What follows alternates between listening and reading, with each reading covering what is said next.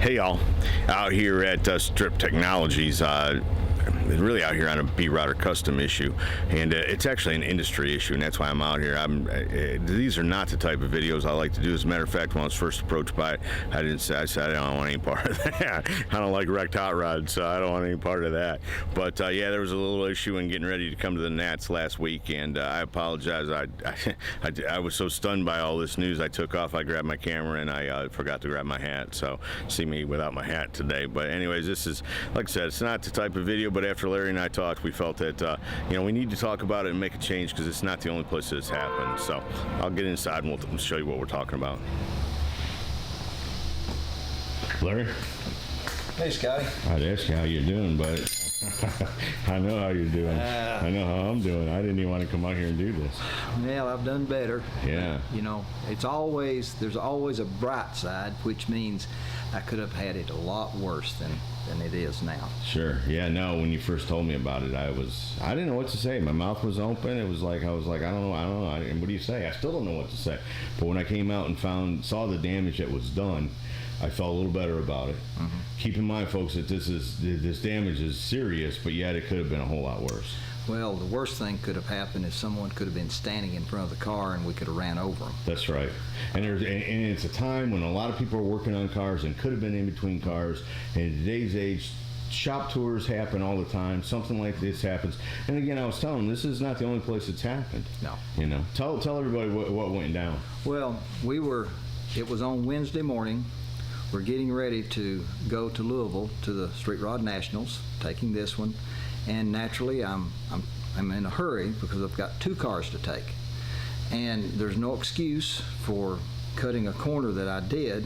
However, when I built this car, we built safety features into it, like it won't start unless you have it in park or neutral, and so we had just put it in neutral to roll it out of the way. And then where the human error came in was I didn't put it back in park. I made the assumption that everything was okay. But unbeknownst to me, the attenuator that actuates the safety switch had somehow moved in between the time I built the car and now, which it had came back for its punch list. Right. It'd been on its maiden. Well, right. We got about 400 miles on it, and I tweaked everything, had it cleaned up, going to load it, and I thought, wait a minute, there's one more thing I need to check. I need to check the thermostat control on the fan. I reached in, hit the key, and because it's an LS engine, it fires immediately. It fired up, and it just took off. Holy cow. It shouldn't have started in neutral. Came right out of your hand, kind of. Came out of my hand and went about a car's length, crashed into another car that I'm trying to get ready for the SEMA show. Oh, man. And one that we've all been waiting for. Everybody keeps asking me, Scotty, how's that Mustang coming? I know, it's forever. And it didn't just bust the back end. It drove the car into a forklift. Oh, yeah. And destroyed the hood. Oh, man. Luckily, I hand fabricated the hood, and I pulled a mold. I have a replacement on its way. Right. So that was the lucky part. It just looks worse than it is. The Corvette, on the other hand. Let's check out the damage and see what we've got here. Well, on the surface, wow, that's not so bad right there. Right, yeah, you just got a ding, you can replace that mold. I just replace it. Right. However, we look a little closer, and there's one crack, there's two cracks, there's a third crack over here. Okay. It had drove the cover over the top of the fender and peeled the paint off. Right. The worst thing was that when it started, it hit the car, the hood slammed shut, and it shoved the adjustment of the hood out. I couldn't get the hood up. I don't know. I was afraid that something major had happened. Right. But now that we did get it up, I don't think there's any damage back there. It's just adjustments. Right. I think it sprung back and then came forward. Right. So, when people get some idea, what do you figure it's going to take to fix that hours-wise? Probably 60 to 80 hours. 60 to 80 hours. Yeah. Simply because this has got a protective coating on it. Looks just like paint. Right. I've got to peel it off. I've got fiberglass damage. And so we have to glass this car. We have to re-glass this nose. Right. And then I have to either blend the paint or paint the complete front end, and I won't know until I identify how far back this damage is. That's right.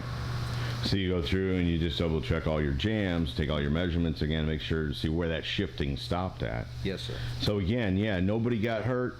68 hours, folks. That's what I'm saying. You look and see that little ding. Most people think, oh, what do? You know, maybe 8-10 hours, a day or two to get all that fixed up. And you're talking about 2 weeks worth of work there. That hurts because that comes straight out of your pocket. Yes, this isn't sir. something that you're going to turn into an insurance company. I mean, you don't want to do that. Obviously, you feel worse for your client than you do anything else. I do. Poor guy waited for 12 months, and it took another month longer to get it there. But you get it there. He didn't have it but a month, and then it comes back and this happens. But I think he understands, and we all understand. Larry, this shows your real commitment to the hot rod community to be able to step up and say, because and I know this isn't not only the first time this has happened. This isn't the first time this happened this year. And every time you tell this story, somebody has their own horror story that they're like, well, Larry, let me tell you what happened to me. Yes, sir. And you're willing to step up and say, look, guys, this is what happened. It's the industry standard. It's been happening this way. Let's make some changes. So let's look at the damage on the Mustang. Then we'll look at what we think we can do. To fix the problem. Well, on the Mustang, this back panel is made out of fiberglass.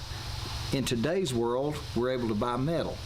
However, when I bought this, the only thing I had available was fiberglass, and it's bonded to the metal inner structure. Oh, boy. And when the Corvette hit it, the front bumper did what it's supposed to do. It absorbed the impact and drove this into this fiberglass into a metal structure back here. Sure. And it bent it.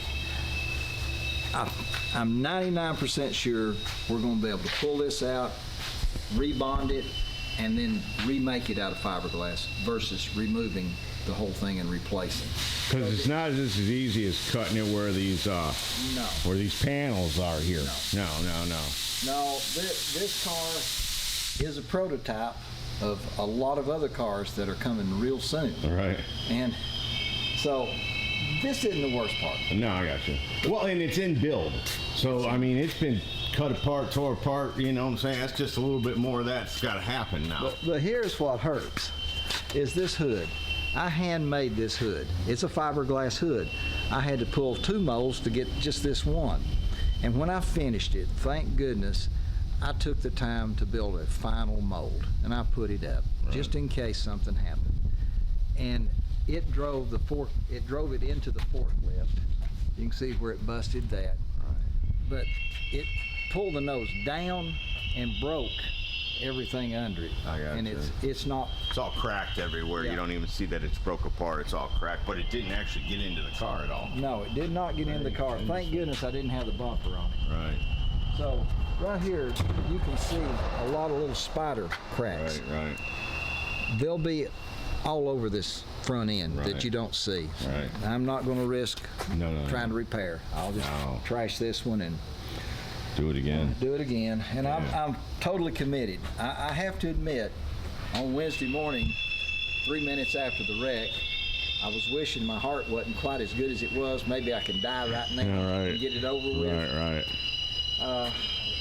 But after talking to the owner of the Corvette, after sitting down and evaluating, realized that what needs to be done is just suck it up, redo it, but tell people that accidents do happen, and they happen quite often, not just to one individual, but a large group of any builder that you talk to has had something like this happen. Sure. Now I know how to fix it. Right. I know how this shop from now on, every car that's built will have an extra added safety feature. Right. So that this car cannot start, and I'm going to do it in a very simplistic way, but yet it's one that they're doing now in new cars. So that's what we're looking at. Yes, Scotty. There's if you'll notice, there's a little ball right there. Right. And there's a metal bracket pushing against the ball. Now, what that does, when you push against the ball, it lets the car start. And it right now the car's in drive. So you see what's happened?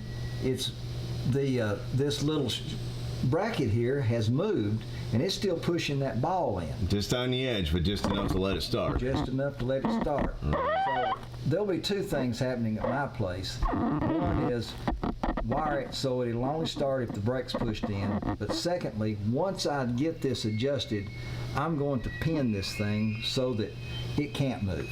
I got you. So you're going to pin the actual piece because it's like a fork. So that fork comes over and pushes that ball bearing down, and that's what allows it to start. And then it goes to a space, and it's out, and it won't let it start. Right. So what happens is all it has to do is just come out just a little bit, and it doesn't even have to cover up the ball bearing. It's just enough to make contact. You can tell it's barely a 1/16 of an inch from being away. And what's happened is, before everybody jumps on Larry saying you need to test this stuff, it all been tested. It all worked, tested, and every gear will start, won't start, works fine, everything. It's just driving down the road, it slipped because, I don't know if I can get it for you or not. If you look, this piece here connects to that. Well, there's nothing to keep it from rotating on there except for tension. Tightening that bolt down, and there's only so tight you can get that bolt. So, it'll move. It'll slide if vibration or you hit a bump or something like that, and it doesn't have to slide much. Just like you say, 1/16 of an inch is enough. Man alive. And we talked about pressure sensors in seats. That's probably not good because somebody could still have their legs hanging out. That's true. You want to make sure that in order for this car to start, it's got to have somebody in control of it. Yes. And the other thing is, I know that it's been the standard for a long time, Larry, but we talked to show, there's really any need for it to start in neutral? The only need there would be is if, let's say you're sitting at a traffic light Right. and it dies, Right.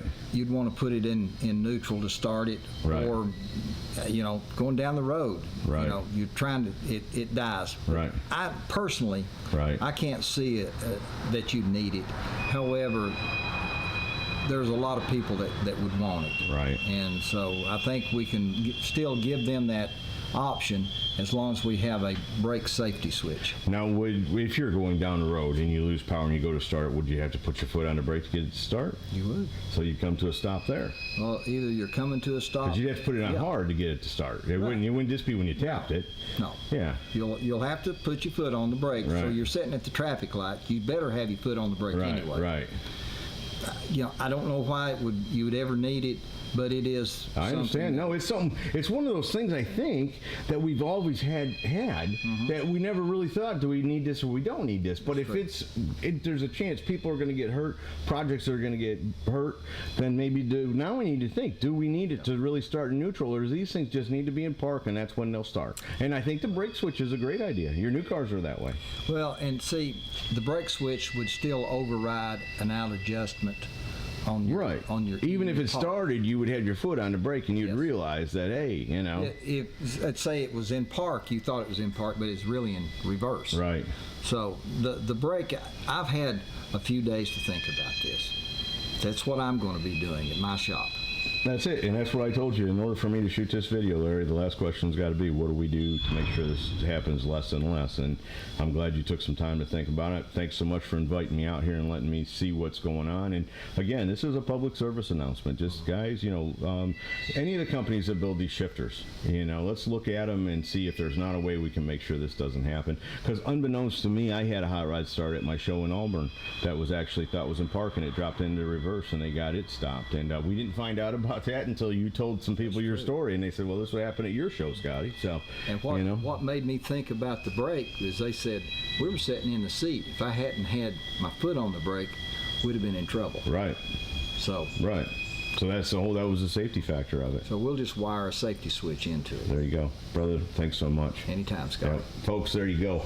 A video I would rather not have had to done, but let's give Larry credit, like I said, to the hot rod community to stand up and say, hey, I had this happen in my shop. I had to stand up and let my client know about it and let everybody know about it. It's not something I'm hiding. There's a change that needs to be made. So I think that's very cool of him, and I hope you've enjoyed it. Have a good day. See ya.